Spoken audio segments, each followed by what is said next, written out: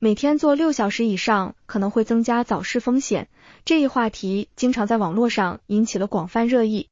美国癌症协会的研究发现，与每天保持坐姿3小时以下的女性相比，每天坐6小时以上的女性死亡率要高出 37%， 而男性如果每天坐6小时以上，则死亡率比坐3小时以下的人高出 18%。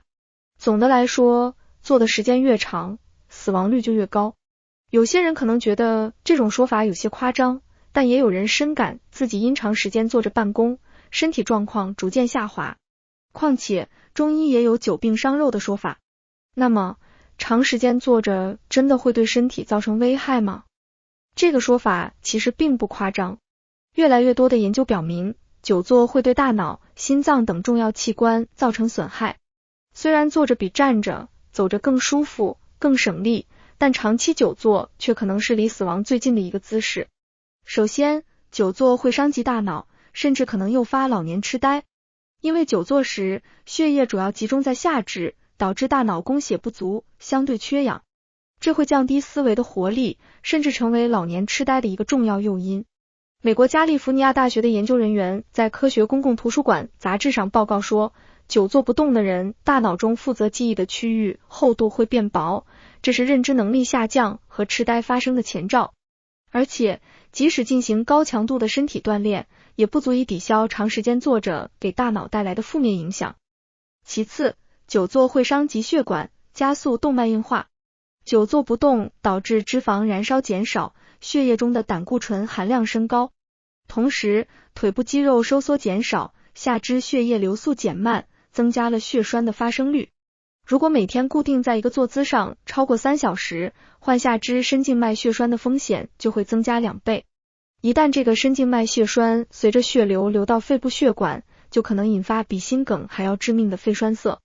这也是为什么我们时不时会听到有年轻人在电脑前连续工作多小时后猝死，很可能就是久坐引发的肺栓塞。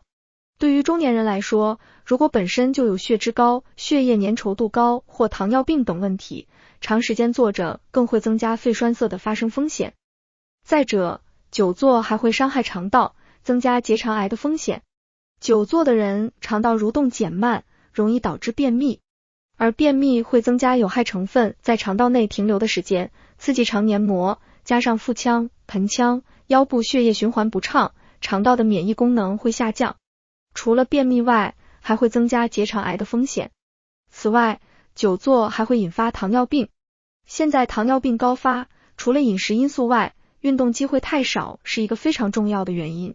因为肌肉只要运动，就会从血液中分流出血糖，使血糖水平下降。所以，早期糖尿病人通过运动就能降糖，而无需服用降糖药。但如果你久坐不动，肌肉不用，血糖就无法分流，长期以往就会增加糖尿病的风险。最后，久坐还会导致腰椎间盘突出。现在腰椎间盘突出的人很多，甚至很多是年轻人。一个重要原因就是久坐导致腰肌缺乏锻炼，久而久之，肌肉就会废用，不能再分担脊柱的压力。站着时腰部受力较小，而坐着时腰部受力是站着的 1.5 倍。腰椎间盘就是被这个过大的压力压得突出了。既然久坐有如此多的后患，而我们大多数人又需要坐着办公，那么最好的解决办法就是每个小时起来活动一次，每次活动3-5分钟。你可以在办公桌上不放暖瓶等盛水的东西，这样每次喝水都会强迫自己走到茶水间去接水，从而走几步路活动活动。如果工作太忙想不起来活动，那就每隔1个小时定一个闹钟提醒自己。因为久坐造成的身体损害是无法通过喝几杯药茶、炖几次药膳来弥补的。养生其实就是养成健康生活方式的简称。只有认识到久坐的危害，在日常生活中、工作中及时喝水、按时活动，避免久坐，养成这样的好习惯，才是保持健康的最根本方法。本频道将持续为你带来最实用的健康知识，让你学得会，用得上。这里是中医健康养生频道，我们下期再见。